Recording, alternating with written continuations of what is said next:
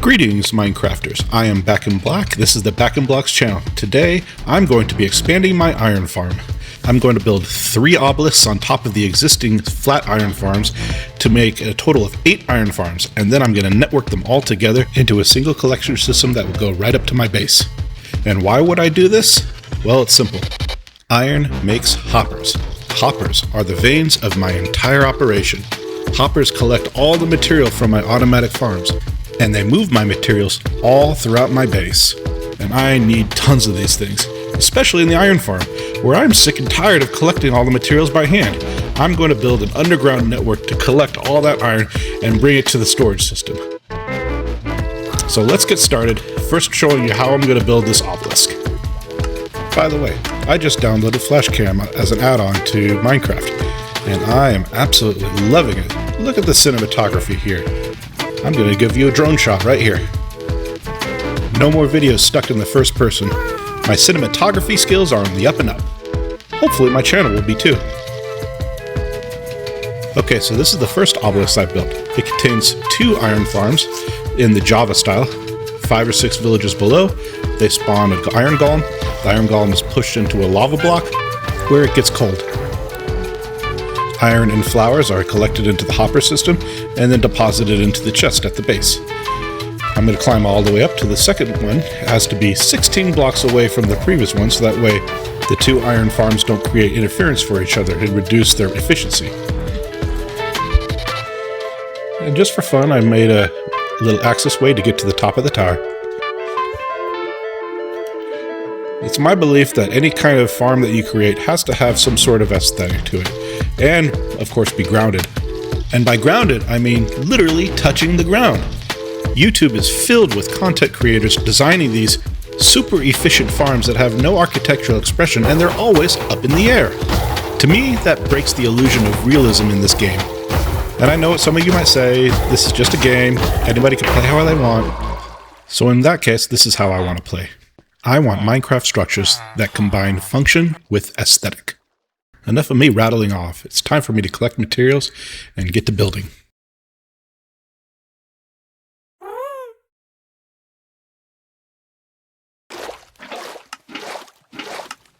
Okay, I filled some water buckets, collecting some of the basic materials here. And I'm going to need a lot of them. So let's go on down to the iron farm, set up some chests, and start loading up. I think 4 chests should do it. Load up all of my key crafting materials here. Some of my basics blocks.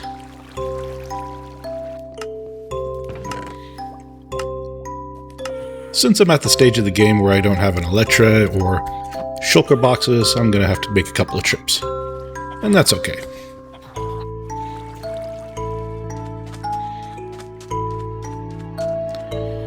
Okay, I'm loaded up with sandstone, smooth stone. I got tons of extra slabs, staircases, some planks and wood. Basically anything I could possibly need. And of course, it's good to have a crafting table in case I need to make anything. Alright, the next thing I need to do, I need to trap an iron golem. All I need to do is collect this lava block right here, and a new iron golem will spawn inside the chamber and be stuck in there. Now this is important because iron golems will only spawn on top of 2x2 areas, and when I'm building my obelisk, that'll give them plenty of spaces to spawn on top of. We don't want this guy getting in the way of construction or wandering off to where he could cause problems with the other iron farms. Okay, now I want to replace these walls with blocks. And it won't let me. Why won't it let me? Come on. What's going on? Oh, that one went. What's going on? Oh, I know why. Our friend is in the way. I need to coal him. And then I could do these walls. Sorry, buddy. Okay. Clearing these up. Can I place the blocks now? Absolutely. Just need to build this up a little bit. Oh, it's getting dark. It's time for bed soon. But before we do, we need to put walls back on top of these blocks. So that way, in the morning, when an iron golem spawns, he's not going to want to spawn on top of the blocks. Alright. Time for beddy bye. Good night, y'all. It's morning. Time for some Morning Joe. Hi, Joe. Now that he's stuck in there, we can finish clearing out the rest of these walls and replace them with regular blocks. And while I do that, you get to enjoy some more flashcam cinematography.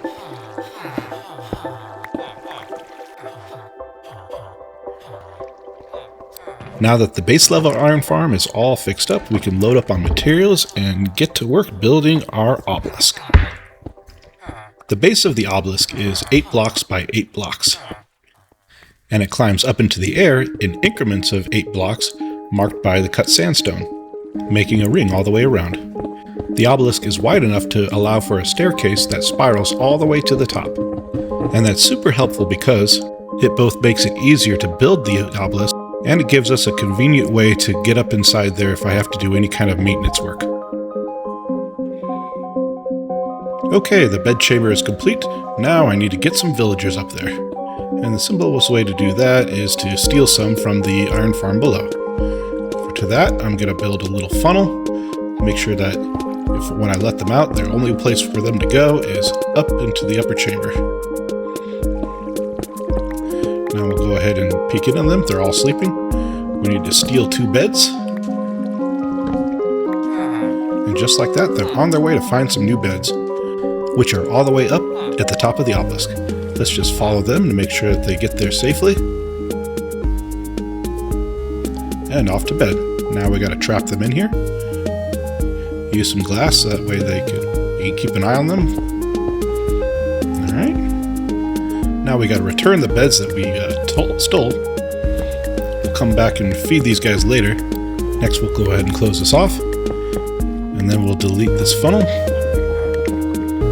Now we need to get some food for the villagers. Grab some torches while we're at it. So as many of you know, villagers need 3 things to breed. At least 2 adult villagers, extra beds, and food. Villagers are vegetarians, so they prefer beets, potatoes, carrots, but the thing they love the most is bread. Now before I pay a visit to the villagers on the top of the obelisk, I'm going to go ahead and put in some windows. They're going to follow all the way up along the staircase.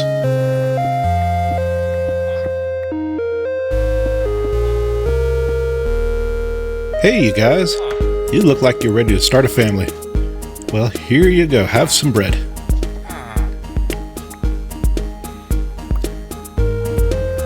And that's where the magic happens. Now it's time to seal them inside their chamber where they'll be nice and safe, completely sacrificing all of their freedom. Now to finish this obelisk, we need to build the culling chamber for the iron golem and put a cap on our obelisk.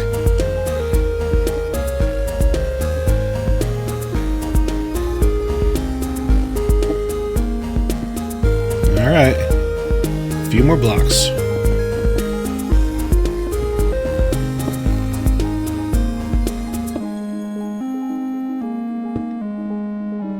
And done. Cool, let's check everything and make sure it's working just fine. Get our ladder in. Oh, look at the little family. Okay, so I got some bad news and good news. The bad news is I did not properly record all my first-person view footage for the last 2 obelisks. But the good news is I got plenty of flashcam video. So here is tower number 3, repeating the exact same build process as tower number 2. And here is tower number 4. A single iron farm can produce between 175 and 420 iron ingots per hour. And within a single Minecraft day, that is between 60 and 140 ingots. And when we multiply by 8, we get a production rate between 480 and 1000 ingots per Minecraft day. So majestic. Now it's time to do the collection system. We need a network of hoppers underground to consolidate to a single point where we can craft the iron ingots into blocks and move them all to the bulk storage. To make it easier, I decided to excavate this massive bunker directly underneath all 4 obelisks. It's deep enough that iron golems won't spawn down here, but it's shallow enough that I'm mostly excavating sandstone. And to keep things looking a little real, I decided to add some columns, make it look like they're holding up the roof using cut sandstone. Add lots of torches to keep mobs from spawning. Now we'll add a staircase that leads from the lower collection tunnel up to the bunker we just made. I am excavating out this drop down right here for where the hoppers are going to drop down into the collection line. And then we'll put in the collection line and connect all 4 obelisks. Next we got to do some basic redstone mechanisms where we can turn our iron ingots into iron blocks.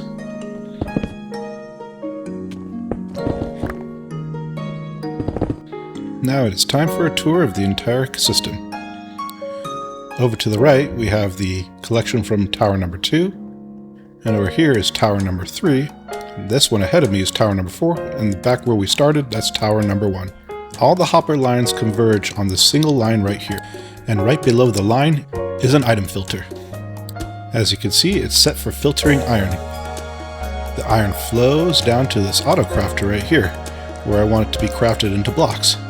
In order to make sure that we only craft iron blocks, we need to make sure that every slot is filled with an iron ingot before it is activated.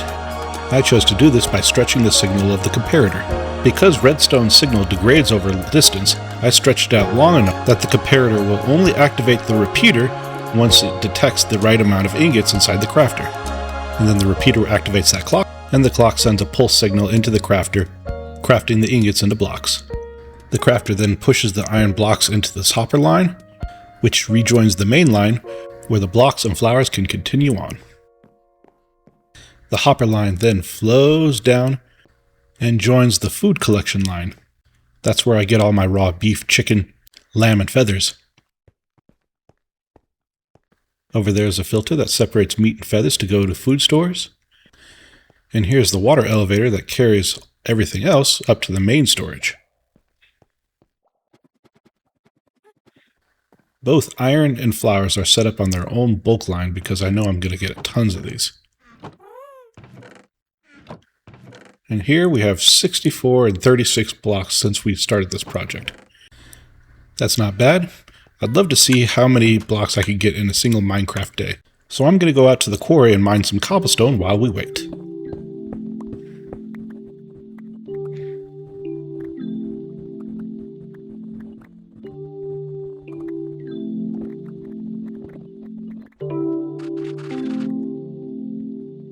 And of course I have a hopper line right at my quarry. It makes it so much easier to transport all my materials back to base.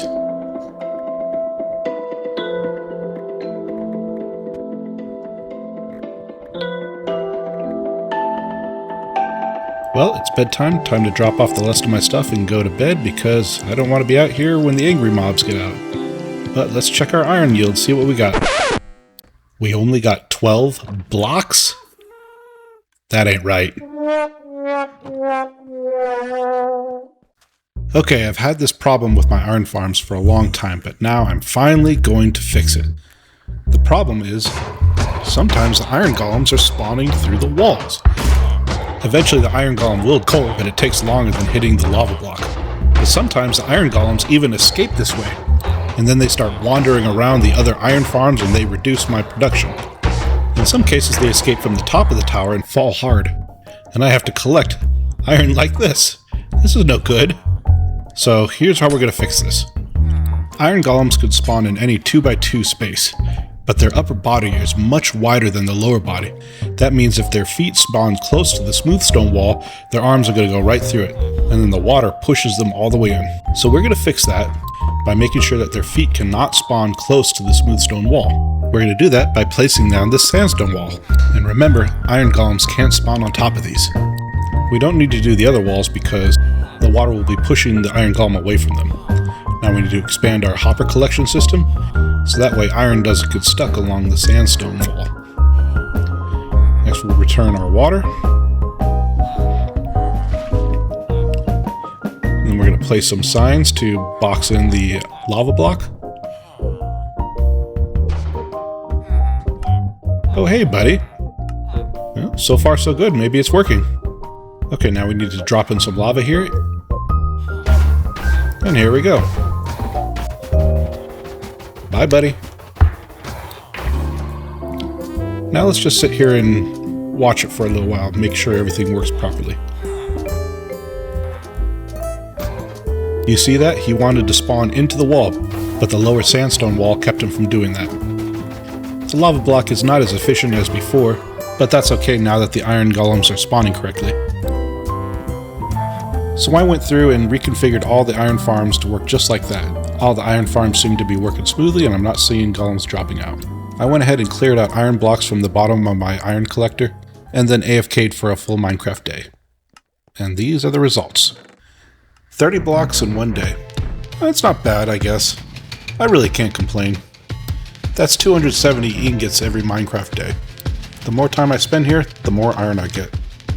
So in conclusion, I constructed 4 massive sandstone towers, each containing 2 iron farms. I connected them with an underground network that autocrafts blocks and sends them all back to my main storage. I think I owe myself a little break, take a swim in the pool, chill out, relax. I gotta say, this has been a fun project. Not just doing it in Minecraft, but also cutting and editing this video together, using flash cam for awesome camera angles, even adding goofy sound effects. So if you like what you saw, please like, subscribe, comment, and share it with a friend. I got a lot of wonderful ideas and I want to share them with you all. Have a wonderful day, and make sure you save some time in your day to follow your dreams.